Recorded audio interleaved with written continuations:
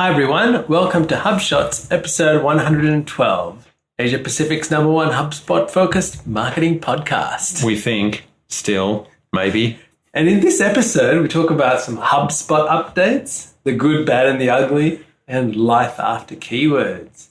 Welcome to HubShots, the podcast for marketing managers and sales professionals who are using HubSpot or are considering using HubSpot. My name is Ian Jacob from Search and Be Found, and with me is my lovely co-host, Craig Bailey from Zen Systems. How are you, Craig? Well, pretty tired. We're recording this late at night on Thursday, the 8th of February. In your new it's office? Been a good day. Yeah, we're in a new office here in WeWork Pyrmont, which incidentally is where the first Sydney HubSpot user group for 2018 is going to be. And it's going to be at the end of March. Any date? It's the 28th of March, yes. Excellent. So when you're listening to this, you probably can go and register yourself. So I'd encourage you to do that. If you run a HubSpot user group anywhere else, let us know and we can give it a plug on the show. Yeah, go to the central listing. But speaking of upcoming events, if only there were a countdown about something important coming up later in the year. How many days to inbound, Craig? Well, as we record this tonight, it's 207 days till inbound 2018. And if you want to find out and keep a track, go to inboundcountdown.com and you'll find out. Oh, it's only the most important things here. Yep, fantastic stuff. That's right. All right, Craig, on to our HubSpot marketing feature of the week. And this is something to do with security. Now, this is, I'm not sure you're aware, a lot of people use Google reCAPTCHA to stop people from putting in spammy things into forms. And Google has progressively over time actually improved it to the point where you can't even see a reCAPTCHA right now. And so what they've done is they've made it available on all HubSpot forms within the system. So my advice to people is go take advantage of that new feature within HubSpot forms. Yeah, I think it's pretty good. And I think it's an improvement over the ugly reCAPTCHA that used to be before, which still served a good purpose. But those reCAPTCHAs always look ugly. Yes. And I think this one looks much nicer. So nice little tick for that one, I think. Yes, absolutely. So I think definitely go implement it, especially if you've got issues with spam on your site. All right, on to our HubSpot Gotcha of the week, Craig. All right, well, cue violins. I think this is really sad. HubSpot have just announced that they're going to sunset the keyword tool. I think it's the end of May. It might be sometime around that. Now, sunset is a nice way of saying kill. So they're getting rid of the keyword tool. Now, there's a blog post about it. We've linked to it in the show. And you can read that and it makes sense. And they're right. However, I don't like it. I'm not happy about this. I'm kind of sad. And I'll tell you why. First of all, do we use the keyword tool in our agency for keyword tracking? No, we don't. We actually use other tools. So it's not that I'm going to miss it. However, our clients love it. And I know I've heard data before from HubSpot where they say they do metrics on who uses what parts of the system. And this is one part that doesn't get a lot of love or a lot of usage. So I get that.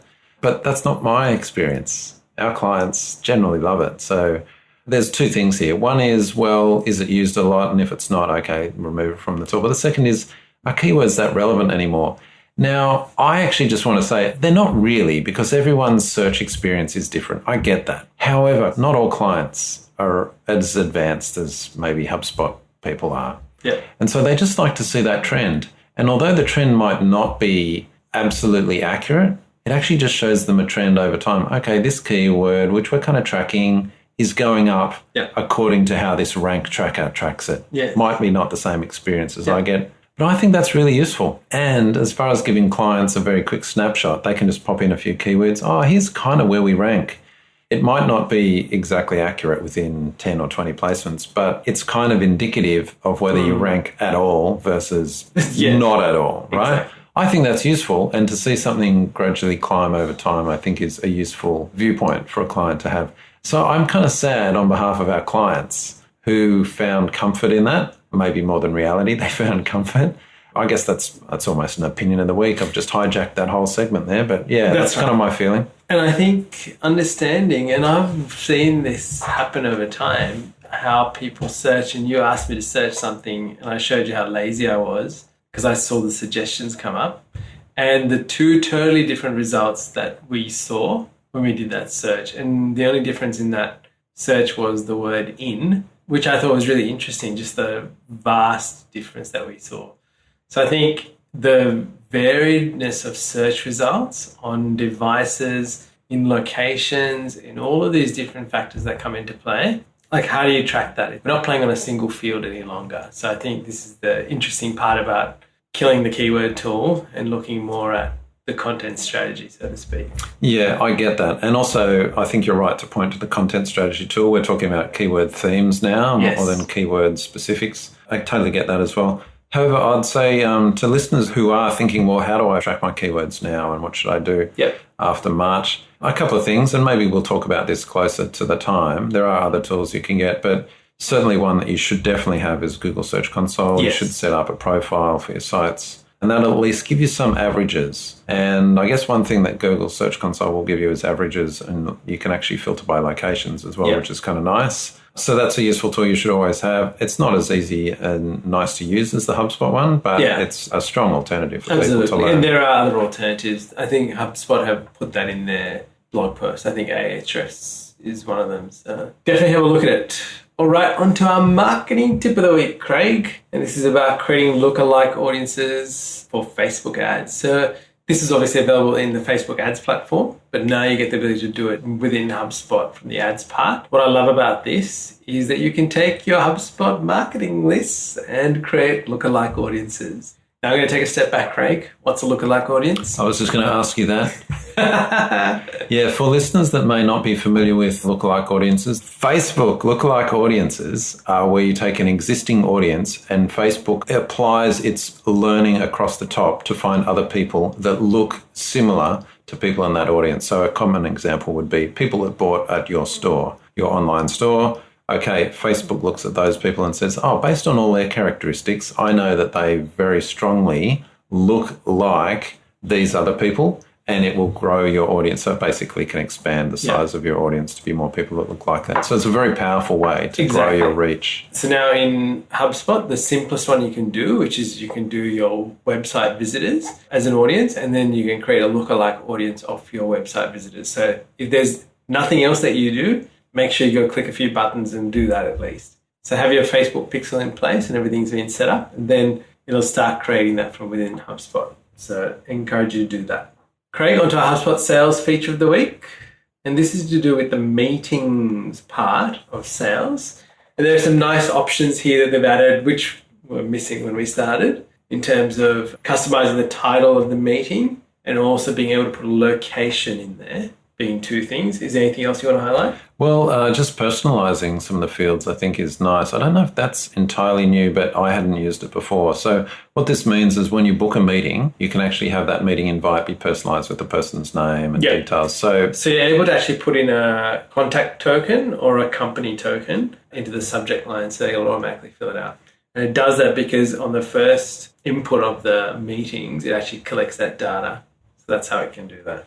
All right, on to our opinion of the week, Craig. All right. Well, I'll keep this short because I kind of feel I've already had an opinion of the week at the start of the show. But after talking about how good the meetings tool is, I just want to mention that I still feel this whole send a meeting link to people is not always appropriate. And I don't know if this is an age thing. I need to get over myself, but I still can't on this one. Whenever I contact someone and they send me back, oh, here, book time in my calendar, I find that jarring. Although it's very efficient, and I love efficiency, I find it jarring. And in some ways, I'd rather be inefficient. I'd rather go backwards and forwards with you, finding a time, and there's almost a rapport that builds as part of that. I guess I just wanted to raise it as opinion of the week because it is something that bugs me, and I know it bugs other people. I know I'm not alone in this. So just be sensitive around that. And I'll give an example. You know, when we were booking in time with Brian Halligan to record that interview with him, he didn't send us a book at time in my calendar, a link. Yeah. He actually was very personal and his PA got involved, and it was a very nice experience.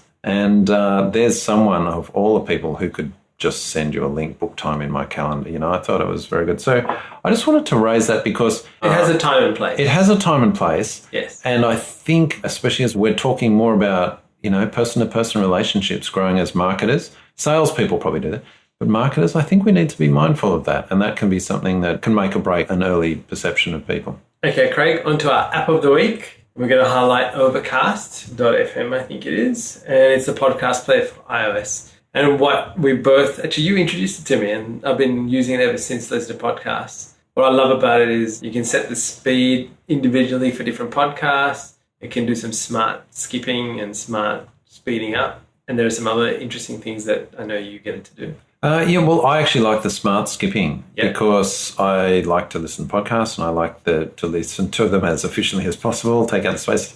And by the way, I feel sorry for people if they have to listen to us at normal speed because a podcast player like this, it just speeds it along, cuts Yes. out all the blanks, and it's a much better experience. So, folks, if for no other reason than that, get Overcast so it's a more enjoyable experience listening to this podcast. Yes, and so this is only available on Apple devices and yes. not on Android devices. Yeah, so we'd love a comment or feedback. What's the best Android player that we should recommend on the show? So please let us know in the feedback. We'll promote That'd it be next time. great. All right, now we're going to resource of the week, Craig, which is a great piece of advice from Thomas Tunks about writing.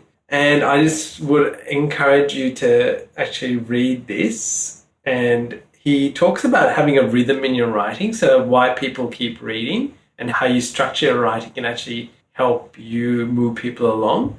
Out of all the things I read last week, it just really stood out to me and I wanted to highlight it. So I really encourage you guys to look at it. When you're writing blog posts, try it out and see if it works. I totally agree. And when you sent me that, I thought that was a wonderful piece. I'm going to add one note, which is the benefit of being a good writer and trying to improve your writing. So this is something I'm actually focusing on this year, trying to be a better writer. And the reason is I think we've got carried away too much in the last 10 years, or maybe even more just the last 5 years, with this whole idea of storytelling. Yeah. You know, everyone's all about storytelling. Yes. Oh, we've got to be storytellers and all of this. And it's like, yeah, okay. I think storytelling has got to the point where it's just gone ridiculous. Yes. And that's why we've now got books called How to Be Authentic. Yeah. You know, because brands have, we've got to tell our story, and it's actually just bollocks. And now we've actually got to get back to being authentic. Yes. Anyway, put that aside. Storytelling has been successful because people like a story. And I'm not talking about things like the 10,000 hours rule. We've discussed it many times on this podcast. That Malcolm Gladwell. Yes. Whenever he writes, he's a great storyteller. So I'm not talking about that, but I'm actually talking about good writing. He's a good writer. Yeah. So it's not just about stringing a story together, it's about writing. And if you're not into the whole storytelling piece, which I'm not, I think just being a great writer is such a powerful skill, more so than storytelling. So I'm just going to put that out there, and I think Thomas Tunks brings that home beautifully. And we've got another resource of the week, which is The Rise of Infinite Scroll. So have a read of that. That's on Medium. And understand what infinite scroll is and how annoying it can be sometimes. Also, just the addictiveness of it. Yes. All right, on to our quote of the week, Craig. And this is actually from Thomas Tunks. So just a little background. He's a venture capitalist at Redpoint. And this is his quote. It says, "The thing with human-robot interaction is you need to set expectation. If you say that a chatbot will be able to answer a question, for instance, humans will use it once. Find the limitations and stop using it. Set the expectation of users appropriately." And why I chose this was we decided to try an app while we were sitting together this evening. And I must say, it was an app, had some AI behind it, some artificial intelligence. And what a horrible experience we had. And I saw you get frustrated and go to the point of deletion. So I thought this was very apt for you. It was perfect. Well done. All right, in the show notes, there's some bonus links of the week. We'd encourage you to have a look. Can we just call out one of them? Yeah, it's this great piece where someone used machine learning to put Nicolas Cage's face on every movie. It's classic stuff. We'll be sharing that on social, so have a look out for that. Until next time, look out for the Hug registration in Sydney, and we look forward to talking to you all next week. Catch you later, Ian. See you, Craig. Thank you for listening to this episode of HubShots. For show notes, resources, HubSpot news, including practical strategies you can implement, visit us at hubshots.com.